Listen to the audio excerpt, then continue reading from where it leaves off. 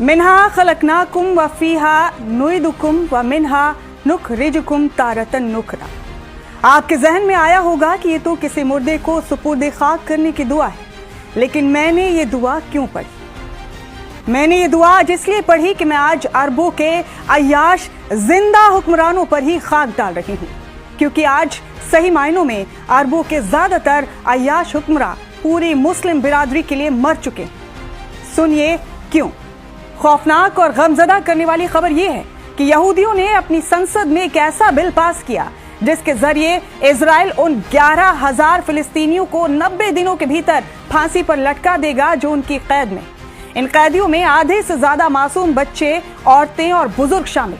इस बिल के पास होते ही यहूदियों ने संसद के अंदर ही खुशी के मारे खूब शैंपेन उड़ाई और जाम छलकाए, जो इस बात की गवाही है कि इन दज्जालियों के दिलों में खुदा के महबूब की उम्मत को जल्द से जल्द दुनिया से रुखसत करने की कितनी आग लगी हुई। ये कानून हर सूरत में क़िबला अव्वल के पड़ोसियों की मौत को लाजिम बनाता है।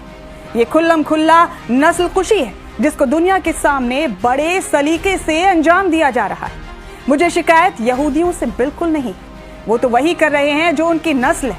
मैं तो खाक डाल रही हूँ उन अरब ममालिक के अय्याश हुक्मरानों पर जिनके ऊपर पूरी उम्मत मुस्लिमा को फख्र था। ऐ बेगैरतो, खुदा ने तुम्हें इसलिए नवाजा था कि तुम बजाय हक पर रहने वाले अपने भाइयों का साथ देने के अय्याशियों में मुब्तला रहो।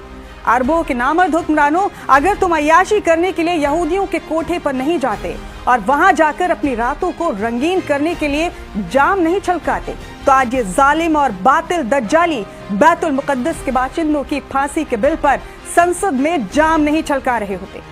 अगर तुम अय्याशों ने नंगा होने के लिए अपने लिबास इन यहूदियों के कोठे की खूंटियों पर नहीं टांगे होते, तो आज तुम नामर्द अरबों के सरबराहान के मुर्दा हो चुके दिलों में अपने भाई बहनों और मासूम बच्चों को फांसी पर टांगने वाले बिल के खिलाफ जरूर कोई हरकत पैदा होती।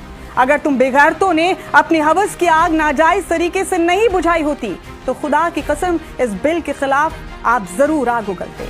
पाक और रूहानी सरजमी के इन नापाक हुक्मरानों के कलेजों में जरा बराबर भी ईमान बचा होता तो इस बिल पर इनकी ज़बां हरगिज खामोश नहीं रहती।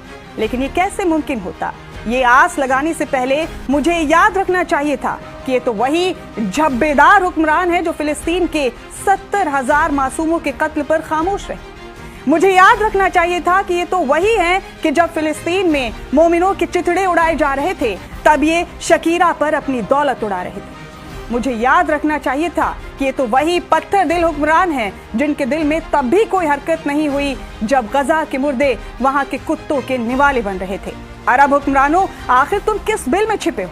ऐ जालिम हुक्मरानों, गजा के मासूम तुम्हें पुकार रहे हैं। बैतुल मुकद्दस में नमाजों पर पहरा लगा दिया गया है और तुम तमाशा देख रहे हो। तुम्हें शर्म क्यों नहीं आती? एक तरफ तो ईरान है जिसको तुम नकली मुसलमान कहते थे, वो हक के लिए अपना सीना तान कर खड़ा है, और एक तरफ तुम अरबों के रहबर हो।